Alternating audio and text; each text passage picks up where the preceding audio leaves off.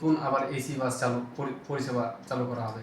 একসময় উত্তরবঙ্গ রাষ্ট্রীয় পরিবহন নিগমের এসি বাস পরিষেবা ছিল, কিন্তু দীর্ঘ 6-7 বছর ধরে এসি পরিষেবা বন্ধ রয়েছে, কারণ গাড়িগুলো নষ্ট হয়ে গেছে, সেগুলো মেনটেন্যান্স করা যায় না। কিন্তু সেখান থেকে আমরা পুরনো 3টে গাড়িকে আমরা আবার সারাই করেছি, রাস্তায় চলার উপযোগী হয়ে উঠেছে।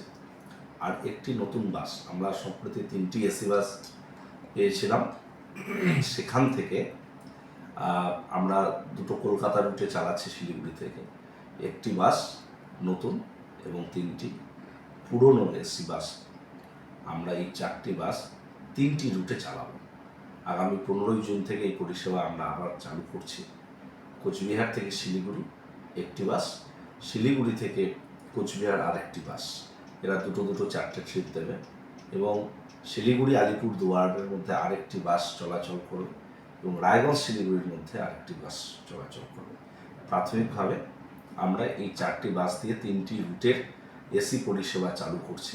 পরবর্তী পর্যায়ে আমাদের আরও এসি বাস আমরা আশা করছি সারাই করতে পারবো পুরনোগুলো থেকে, এবং নতুন কোনো এসি বাস পেলে আমরা বিকল্প রুট, বিশেষ করে বালুরঘাট, মালদহ, ইসলাম জলপাইগুড়ি শিলিগুড়ি, ইসলামপুর শিলিগুড়ি, এই রোডগুলোতে পরবর্তী পর্যায়ে আমরা এসি বাস পরিষেবা চালাবো।